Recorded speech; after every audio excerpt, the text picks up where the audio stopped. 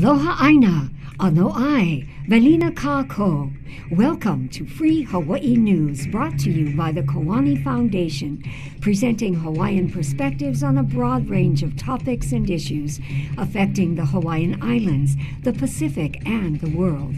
Your hosts for Free Hawaii News are Leon Kaulahau Siu, musician, composer, diplomat, and political analyst, and Hina Le Moana Wong, Kumuhula filmmaker, cultural and Hawaiian language preservationist, and community leader.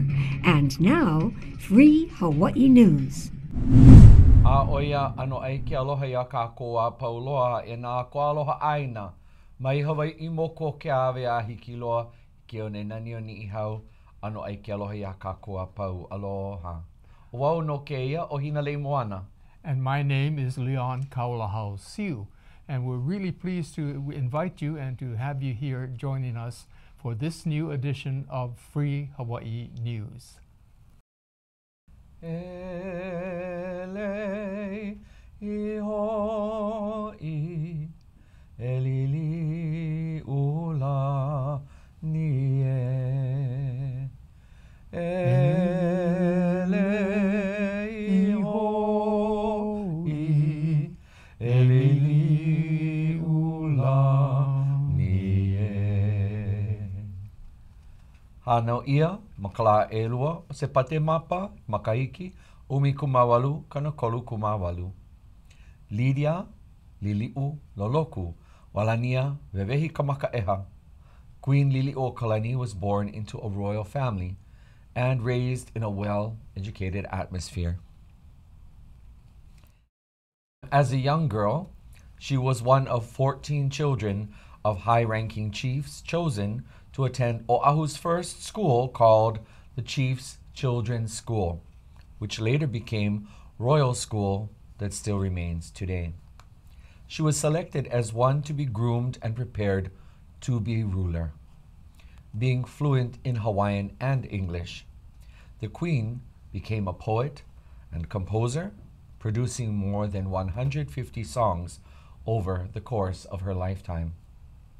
She is known as one of Nālani Eha, the royal four siblings whom contributed immensely to the world of Hawaiian composition.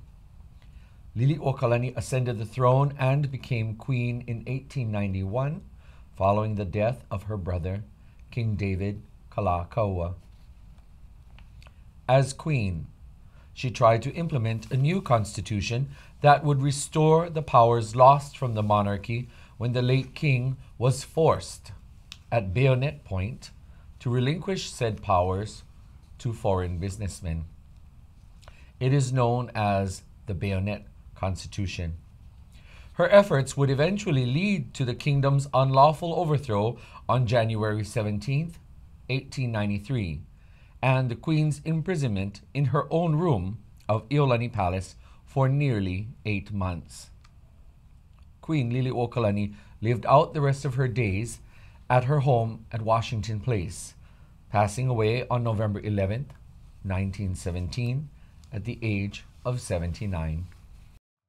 The reason that we're bringing up Lili'uokalani is that today, the first day of the showing of this episode of Free Hawaii News, is also the birthday of Lili'uokalani. So we're celebrating that, and there are celebrations going on all over Hawaii, and the main one going on at Iolani Palace. And to talk to us a little bit more about this, we have our good friend Miliana Meyer. Mahalo, Miliana. Welcome. Aloha me kako, particularly Hina and Leon from Free Hawaii News. Ano Leila e Miliana. Please tell us, why does Lili'uokalani continue to be such an inspiration for everyone today?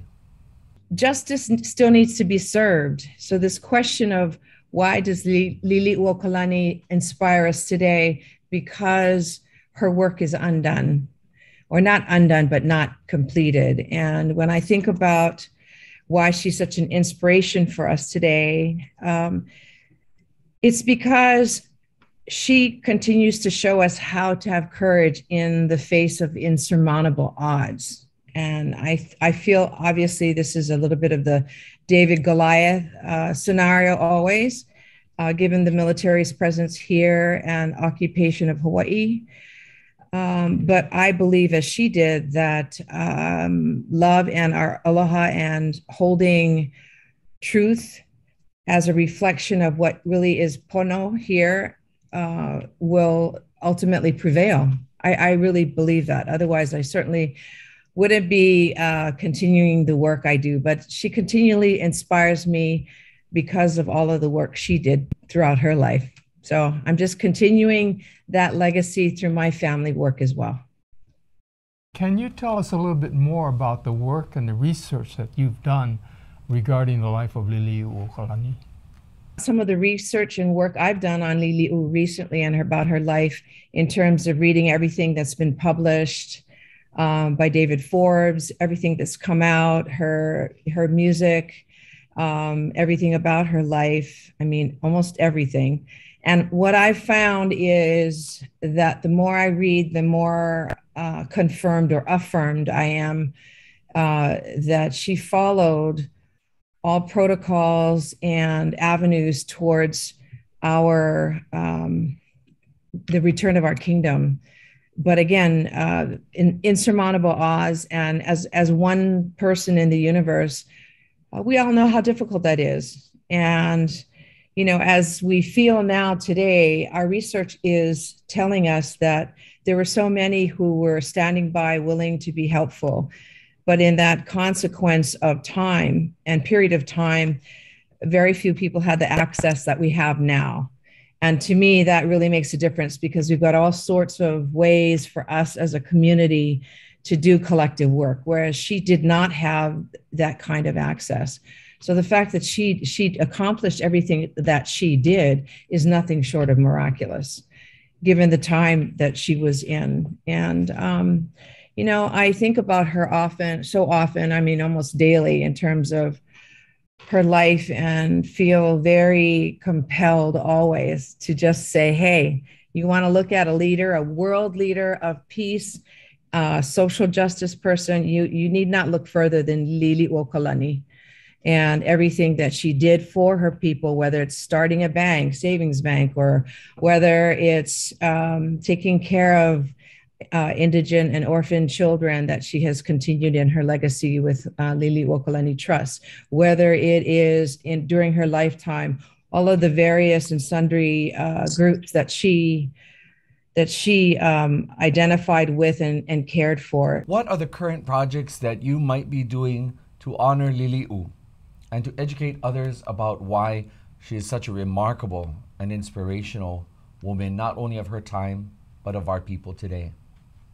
The projects I've been involved with are numerous, whether they're voiceovers for films or since Onipa'a in '93, just working on that film with David Kalama, having the privilege to do 50 or 60 interviews throughout those 5 days. So my coming to real awakening throughout that time has just built and allowed me to focus on educating Hawaiians, and even being part of the Hawaii Pono'i Coalition since 2007. 2006, we were able to, a small group of us, begin to focus on Liliu's life.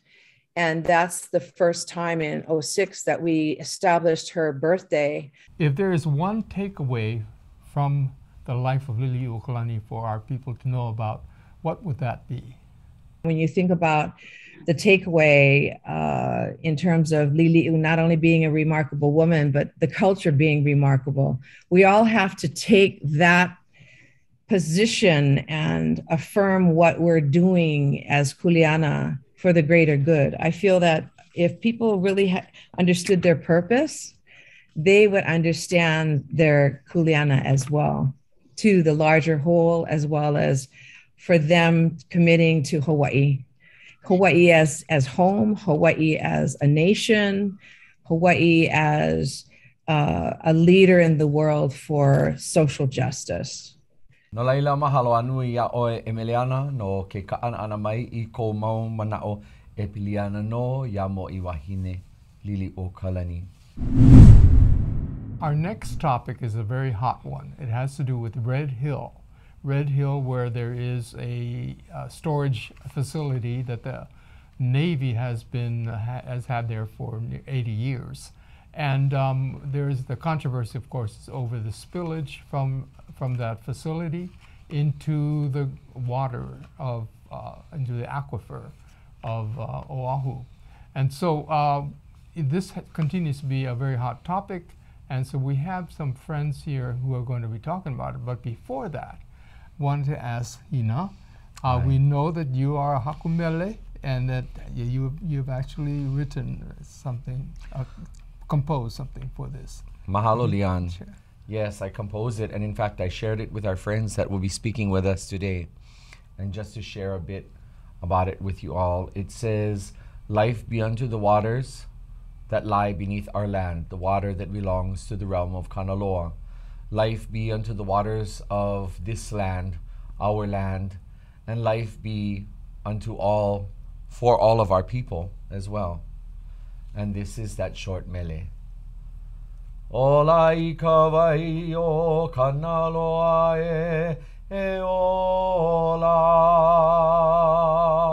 Ola I kawai o ku'u aina e ola. Ola I kawai no naka naka e ola. E ola, e ola e. Akela no ka pauku wale no, pauku ho'okahi wale no. No keia wahi mele pokole. Ola I kawai. Who are we asking to come join us today? We have two good friends, Makayo Villanueva and Nani Peterson. And they're going to be speaking to us a little bit about what's going on. Yes, and we can often see these two koa aloha aina at many of the gatherings, the aha that are held nowadays in and about our community, and they show up and they come prepared with their mele. They also come prepared with hula, that they happen to have a very unique style. Have you ever seen them? Yes, I have, very much so. And actually we have something to share with you Mai right kai, now. mai kai. He ui, he ni nau. E ui a kuna au ia oe ai hea kawai a kāne. Ai kahi kina kala, pū kai hae hae. Ai laila kawai a kāne. E ui a kuna au ia oe ai hea kawai a kāne. Ai kaulana kala, I ka pai o pua I ke kai. E ia mai ana mani hoa makamole mai o le hua. Ai laila kawai a kāne. E ui a kuna au ia oe ai hea kawai a kāne. Ai e ke kua hiwi, ke kua lono, ke awāwa I ke kahawai. Ai laila kawai a kāne. E ui a kuna au ia oe ai hea kawai a kāne. Ai I kai, I ka moana, I ke kua lau, I ke ā nue nue. I ka pūnohu, I ka ua koko, I ka ā lewa lewa. Ai laila kawai a kāne. E ui a kuna au ia oe ai hea kawai a kāne. Ai I luna kawai a kāne. I ke au uri, I ke au ele ele. I ke au pano pano. I ke au popolo hua mea kāne la e. Ai laila kawai a kāne. E ui a kuna au ia oe ai hea kawai a kāne. Ai lalo, I ka honua, I ka vai huu. I ka vai kau a kāne me kanaloa. He vai puna, he vai inu. He vai mana, he vai ola, e ola no, e a. Ola I ka vai. Ai no leila e makaio lau o nani mahalo anui a o lua ko olua kipa ana mai. Aloha Leon, aloha Kumuhina. Aloha no, mahalo for having us here tonight. Could you please explain to our viewers why freshwater and kane are so important in our Kanaka culture? Water is the body form, it's the manifestation of kane, right? It's a kino law or a representation of the element that brings us life. So let's start with the word vai, right? The Hawaiian word for wealth is vai vai, right? Not to only mention like the significance or the importance of water to us as humans, but also that it's sacred. We recognize Vai as the kino lao of both Kane and Kanaloa, right? And because Red Hill in particular is its water source is the underground aquifer that's related to Kanaloa. And so the twin brothers Kane and Kanaloa they work in tandem to give us the waters that bring life. It's a feature of our aina. The word aina literally means that which feeds us, right? And as Hawaiians, our aina is our ancestor. In our culture, just like Makayo said, Vai is having that richness. The more Vai we have, the more rich we are. And our people knew how to take care of it.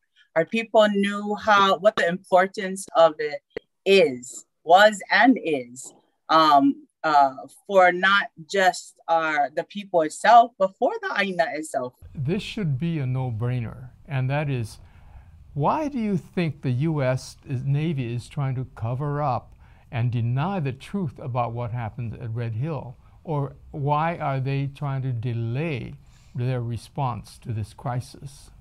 Let's take a look at Kaho'olawe and Makua, right? Places that we fought to end the bombing, in the military practices inside of those areas. They only cleaned up about 60 to 70%, 4 feet down from the surface. And, 30% or more of that place is still contaminated. You never know if somebody's gonna step on a 1,000-pound bomb or something like that, right? And so I think they're hiding it because they just don't want to be accountable for it. The less we know, the less they have to be accountable for in the end. Aye, totally. It's a no-brainer. It should be important to them. Like I said, water is important for all of us to survive. They look at this matter, they tend to this matter on their own agenda. That where Kapukaki is located, those tanks are supposed to be, for their purpose, to maintain the operation of the military. Right? And that's all they're looking at, is their operation being continued. And the one thing that I want to mention is that we didn't even know about these tanks being in our Aina. Yeah, it's like the 90s. Yeah, and it was in 1941, right after World War II, that these were secretly made in our Aina, destructing our Aina, unbeknownst to us. And now that we know about it, they're still trying to finagle around and not do what they should do. That's the problem. I imagine there has to be criminal liability in all of this, and nobody's, talking about that. The environmental law is out there, but what about the criminal liability? That the military should be held accountable for. Definitely. What is it going to take to get this issue resolved and the poisoning of our water supply stopped? Deoccupy Hawaii. Deoccupy. That is first and foremost. Yeah. One of the resolves of this matter is to deoccupy. But I think now, like, education, though, more education about the matter. There are a lot of people that are still unaware of what's going on at Kapukaki. There are a lot of people that are unfamiliar, and they don't see the matter important as important to them because it's not affecting them at the moment. But it's important.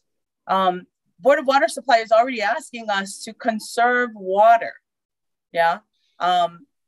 If this particular 2.5 year draining of the fuel tanks prolong and continue, we're going to have to, the rest of the island, is going to have to suffice for what's missing up in that area.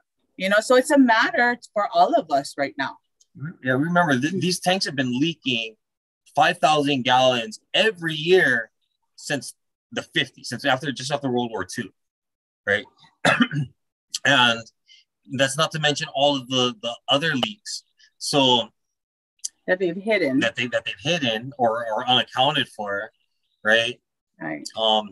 In fact, just recently, they told everybody, oh, it was just a trickle, you know, maybe 1 inch deep stream that was coming out of the middle of the tunnel, and then all of a sudden that whistleblower comes out, right? It shows that video of it just gushing. And you know, just like how that whistleblower was the only person who got into trouble, he got fired, right? I think other people need to have that same accountability, and the mainstream media needs to make a big deal of this. Everybody should be law. Yeah, everybody should be mad about this whole situation because it'll affect not just our generation, generations to come. Yeah. And now the Navy is asking for a new well. Oh my gosh, they are asking for a new well. And we're going to say no. We're going to fight this to the end. We're going to protect our Aina till the end. But in the meantime, other people need to get engaged. They need to find these avenues that are speaking about this matter strongly. So Oahu Water Protectors, Sierra Club, Kalahui Hawaii, all of Protect Mauna Kea. They're all different avenues that everybody can get engaged with and learn more about the matter that the news media are hiding. They only want us to see what they want us to see. And that's it. Mahalo, Makaio, and Nani. We just really appreciate the work that you're doing and all the other kia'i out there that are there to protect our waters. Mahalo nui. Ai, mahalo. No leila e nā hoa makamaka a ōkou e kipa mai nei. Make no au e ho'olau nei a ōkou. Ya Healani Sonora Pale.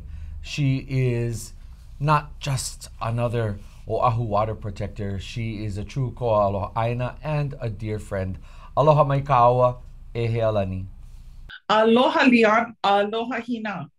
Healani, could you bring us up to date about what the conditions are at Red Hill with the contamination? The Navy water system is still contaminated, and it's really difficult to trust any of the tests or any of the information coming from the Navy after what has been happening with a real lack of transparency and a real lack of information in a timely manner being put forth about how safe the water is in terms of the Navy system, water system. In the last couple weeks, we found out from the University of Hawaii Red Hill Task Force that chemicals found in jet fuel were found in wells and shafts outside of the Navy system. They were small amounts, but they tell us basically that the contamination is moving.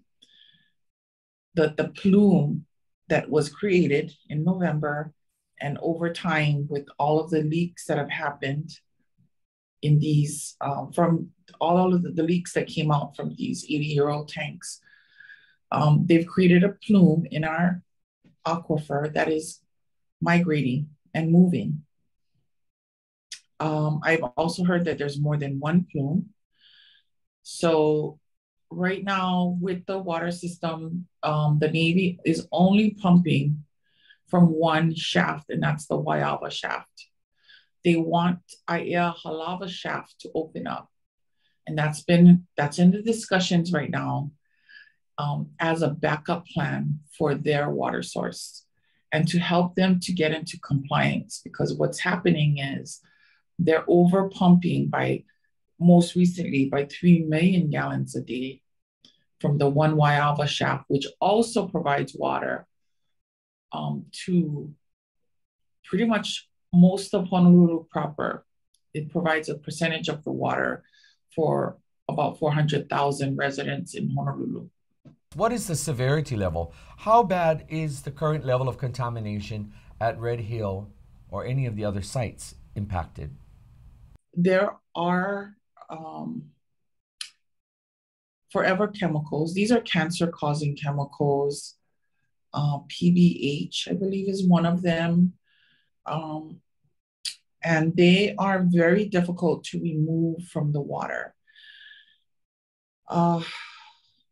What's happening too is that because the Navy system was really badly contaminated, in November, the pipes and the delivery pipes and system is actually still contaminated. And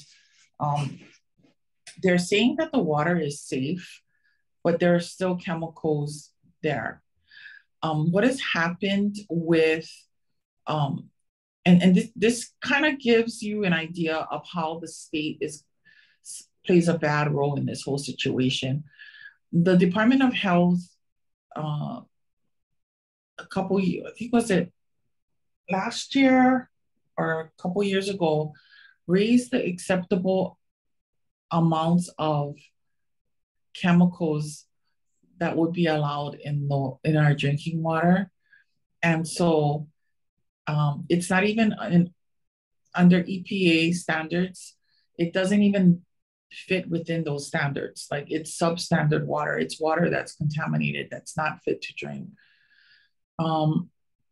So that's a real issue. And the issue too also is that, the contamination is spreading.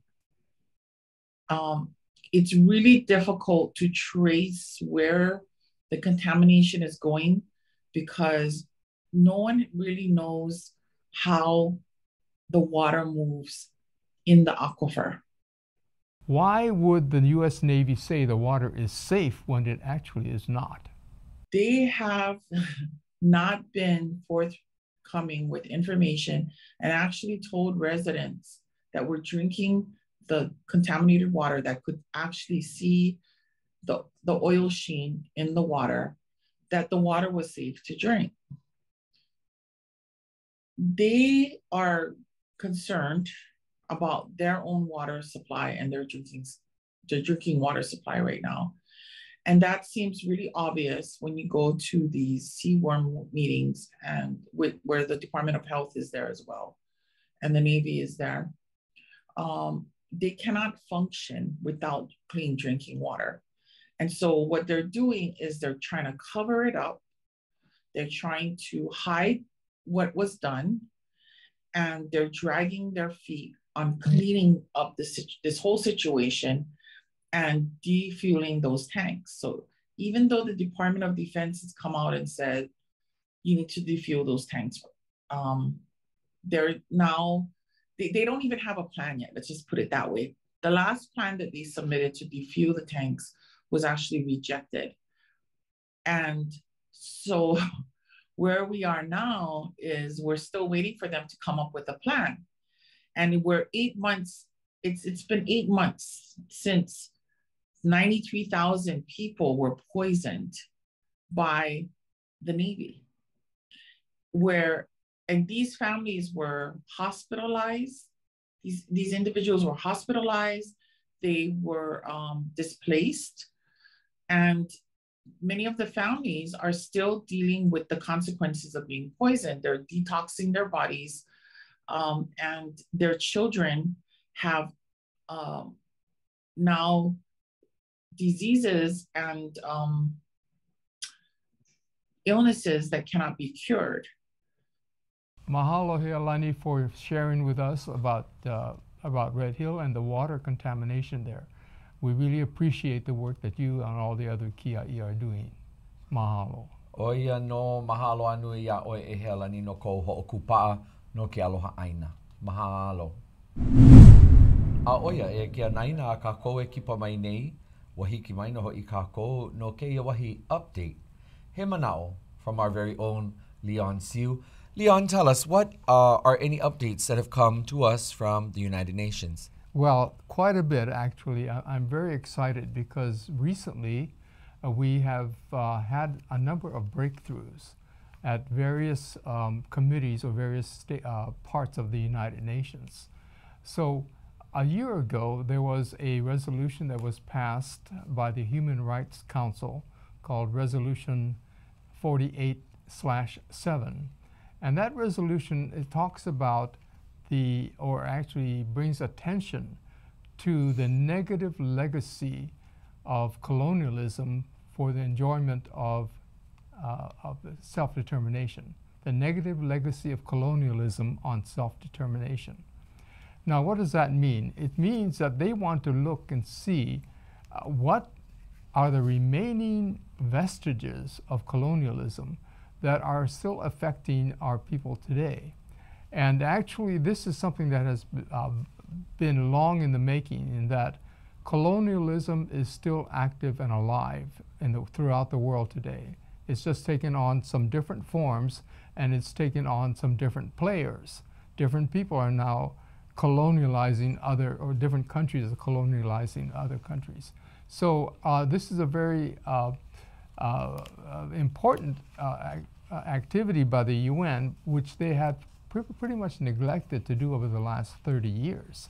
And so that is a significant resolution in that it's saying, let's look to see what forms of colonialism are still here and what can we do about it, what should be done about it. Now, that is actually also in concert with a resolution that was passed, or a declaration that was made by the General Assembly last year in September, that has to do with colonialism, and that is the Declaration for the 4th Decade for the Eradication of Colonialism. Now, this again is significant because now the General Assembly is saying we need to look at colonialism with the intention of eradicating the effects of colonialism. And then the third item that was passed just a few weeks ago is the CERD committee, the Committee for the Elimination of Racial Discrimination, that is headquartered in Geneva. They passed they didn't pass, they actually responded and made a comment to a review of the United States that was occurring at that time. The CERD committee reviews each country and their compliance to the issues of racial discrimination. And in this particular meeting, they actually did express and articulate the fact that indigenous peoples in particular are still undergoing discrimination. And this time, instead of simply tying it to discriminatory acts, they did tie it to the issue of colonization and decolonization. So these three items having to do specifically with decolonization has awakened within the United Nations, or at least brought attention to the fact that the United Nations has been bereft in their efforts to end colonialism. And so now we're hoping that this actually lights a fire under the General Assembly and the other organisms that deal with colonialism, that this will actually help. Now, what does that have to do with Hawaii? And we all know that the term colonialism does not apply to Hawaii. But the fact is that Hawaii was actually subjected and submitted into that term by the United States in 1946, when the United Nations decided they would address decolonization. And when they did that, they called on all the other countries, all the countries that had either occupied territories or colonies, or somehow otherwise administering other territories that are not theirs. They called on these countries like Great Britain, France, the Netherlands, Belgium, Portugal, to decolonize. In other words, to get these states, these territories, to the point where someday they can make a decision as to the future governance for their own country. And so that's what happened. They formed a decolonization process through the General Assembly. And through that process, they started to decolonize many of the colonies. So Great Britain and France submitted all of their colonies to this list, and so did the other countries. And the United States submitted 6 territories: Hawaii, Alaska, Puerto Rico, Guam, the U.S. Virgin Islands, and American Samoa. These were all countries that the United States in 1946 said are candidates to be decolonized. That is, they could be brought to the point where they could make a decision for themselves about the future governance for their own territories, whether they want independence or they want to remain a territory or become even integrated into the administering state, like Hawaii and Alaska did. So today, Hawaii and Alaska were taken off the list in 1959, the list of non-self-governing territories. And what happened at that point was that referenda had been held in both places, Alaska in 1958 and Hawaii in 1959. And in these referenda, or plebiscites they call them, in these plebiscites, it turned out that the vast majority of the people of these 2 territories voted in favor of statehood. And so the United States reported to the United Nations that they had fulfilled their obligation for decolonization and had actually had the people choose to become part of the United States, and the people chose to become part of the United States. That's what their story was. The United Nations said, fine, that's great. The issue of the political status of Hawaii and Alaska is now settled, that they are both part of the United States, so therefore no further action needs to happen to those 2 places. That's where the big lie came in, one of the number of big lies that the United States utilized. But this time, they actually manipulated the vote. Of course, we know that. The vote was highly irregular, if not totally fraudulent. But the vote was highly irregular, so it did not actually represent the consent of the people. And there are reasons we can explain why that happened, I won't get into. But let it be said that the United States actually lied to the United Nations, and the United Nations General Assembly did not bother to check out the veracity of the story that the United States reported. And therefore, they went ahead and approved and said the issue of the political status of Hawaii and Alaska are now settled, and that both of those are now states of the United States, and therefore the decolonization procedure had been fulfilled, and Hawaii and Alaska no longer needed to make any other action. So the reason that the decolonization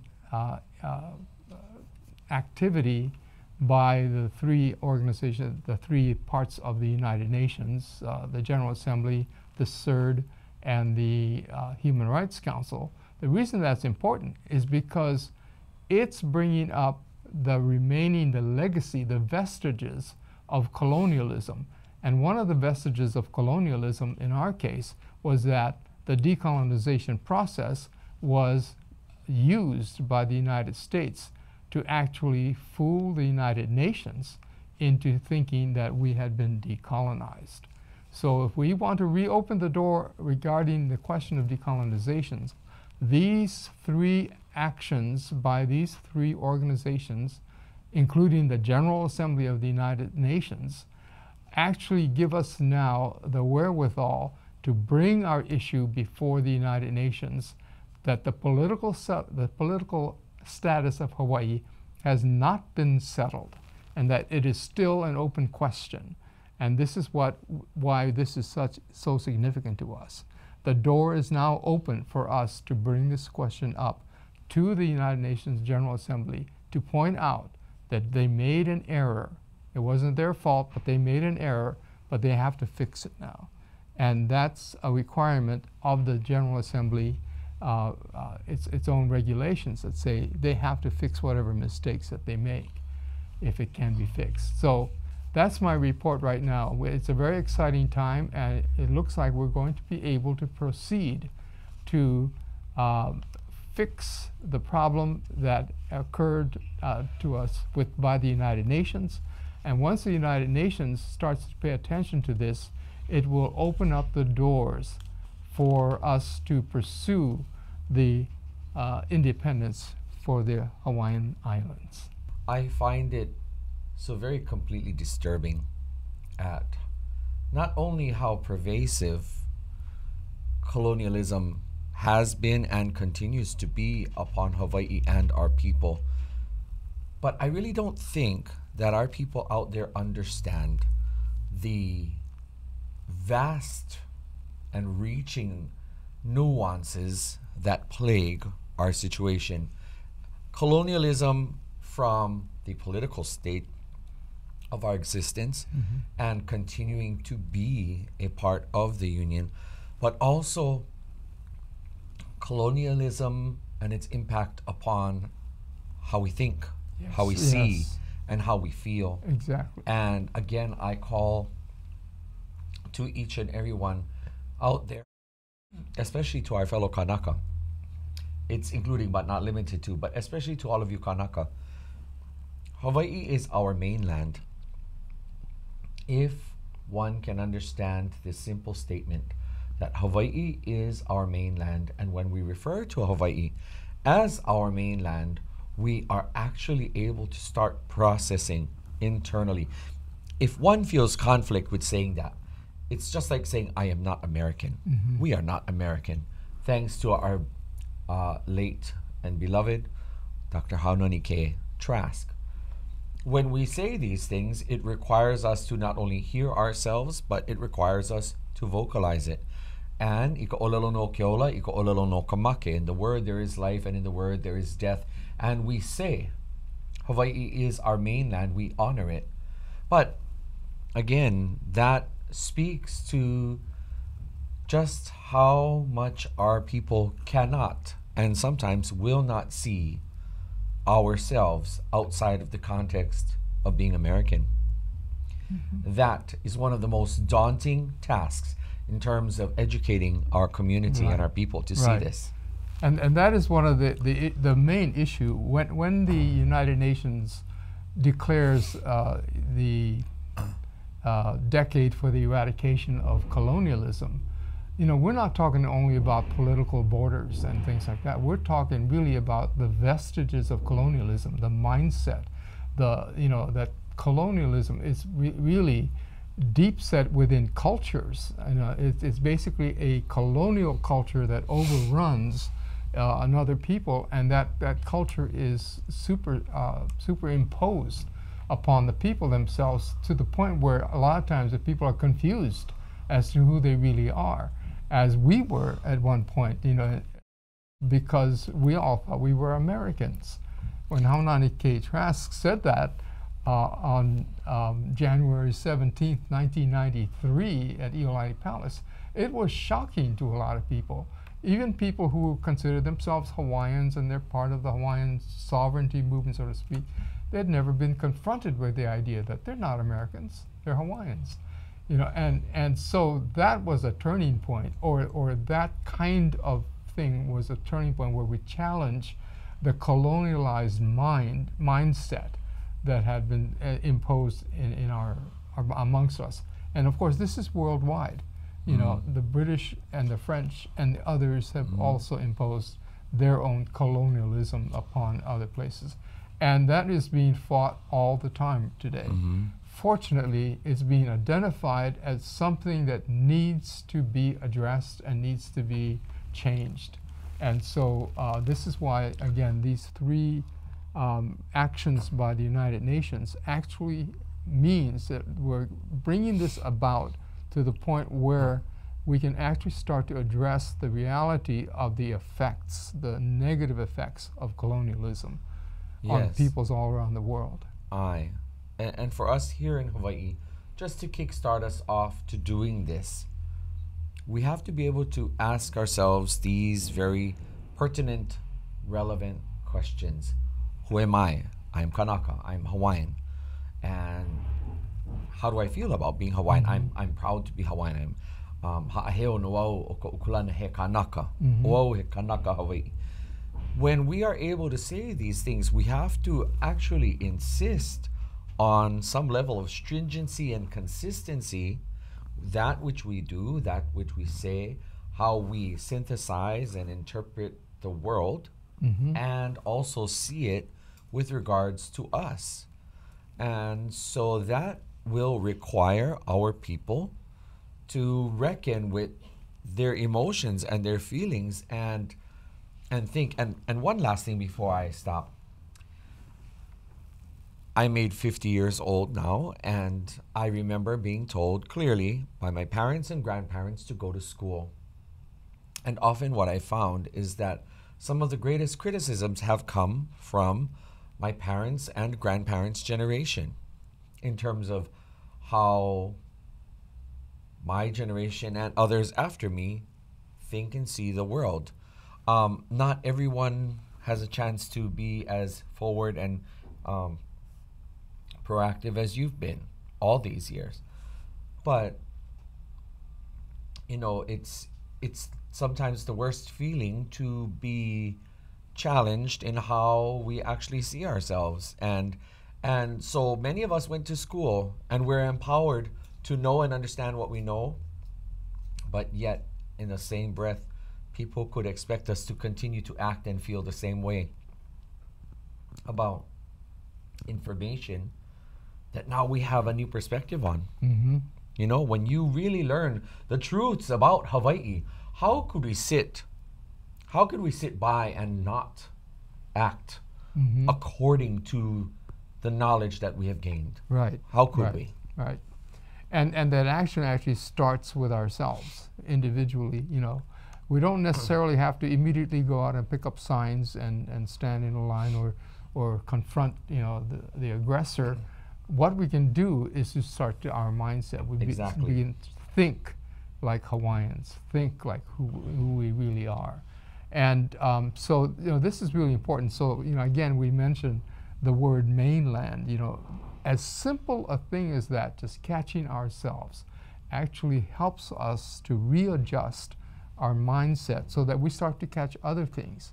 You know, I started up in New York in 2014. I started up an organization called the Decolonization Alliance, and had a number of different people who are advocating for independence with us. West Papua, Maluku, the Alaskans, several of the Native American nations, Canadian nations, and the Kashmiri, and there are quite a few people in this alliance.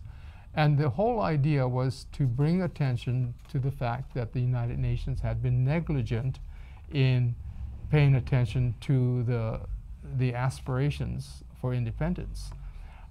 And so I was having a discussion one time with the ambassador from Palau, wonderful man, and I said to him, so let's say the Methodist Church is very prominent in Palau. So I said to him, so what could the Methodist Church do to decolonize the mindset in Palau?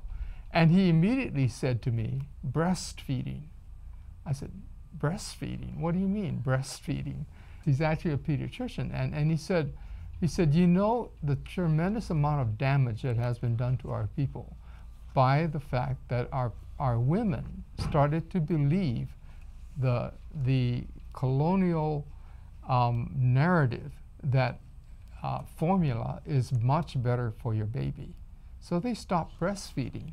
They started feeding formula to their babies, importing Carnation and Nestle and whoever makes formula. So they started paying for for nutrients for their babies, which is far inferior to the nutrients of mother's milk. And so he said that has affected the health and the welfare of generations of our people, because our women are under the impression of this colonial lie that they're not sufficient. Their bodies are not sufficient to provide nutrition to their own children.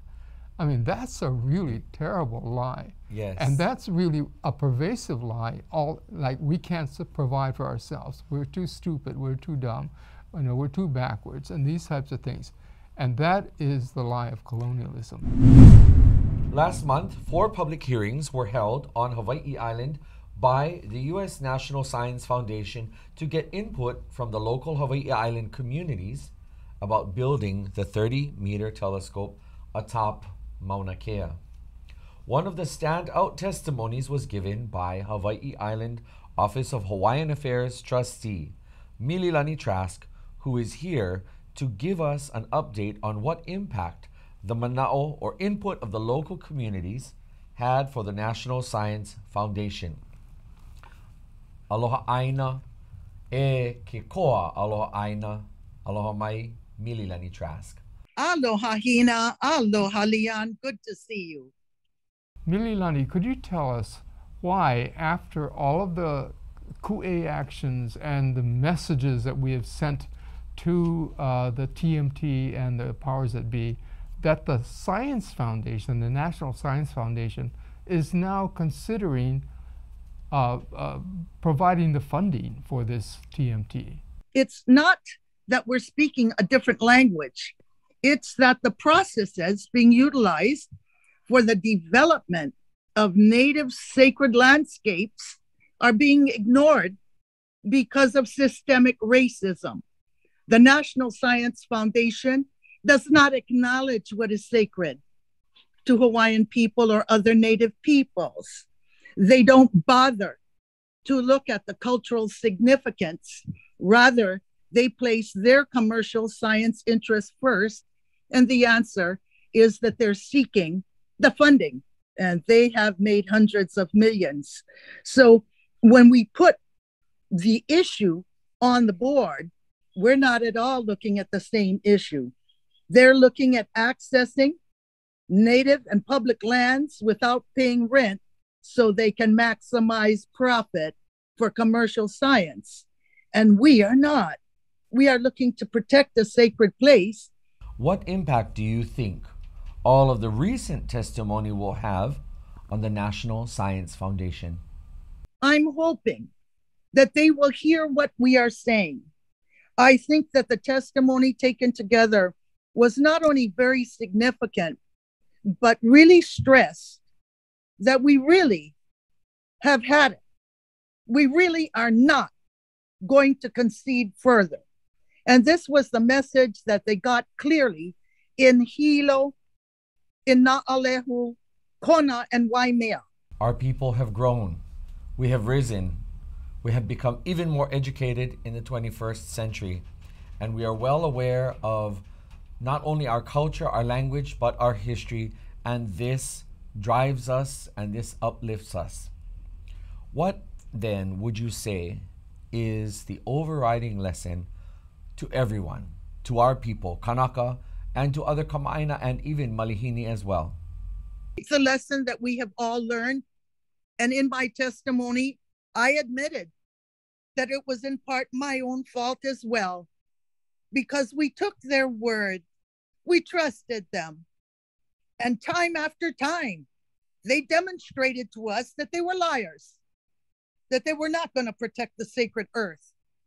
But because we wanted to try to work with them to protect what is sacred, we believed incorrectly that they eventually would accept that others have a right to worship the Akua in their own way, because it is such a fundamental human right. And that was the mistake we made, to believe that others who are not Hawaiian would respect the earth as we do, and to believe that the time would come when the greed of commercial science would be satiated. When we come to this point historically, we can't just point the finger of blame at others. We have to look at our conduct and the mistakes we made, and we are correcting it now because it is our job to leave a legacy of sacred Mauna Kea to our mo'opuna and future generations. So now we can correct that era and ensure that that place will now be clean and restored so that our channel to the Creator will be once again open for our prayer. Our children will go there in the future. Our mo'opuna and grandchildren will go. We will make sure that that happens. O ko maua aloha nui a oe e mililani, mahalo anui no ke kaana ana mai I ko mau manao, mahalo anui no ko alaka I ana I a kākou, ma keia wahi mahele hana no hoi, a mahalo anui no kao mau hana mai kai.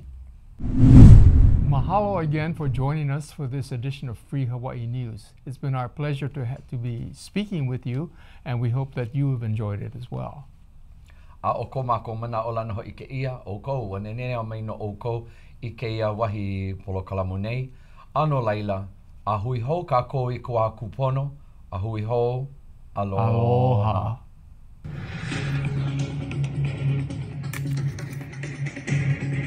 We hope you enjoyed this month's episode of Free Hawaii News. Mahalo for watching. There's a new show every month, so this program will air several more times this month. You can view it anytime on Olelo's on-demand site or on YouTube. See you next time. Ahui ho, aloha aina.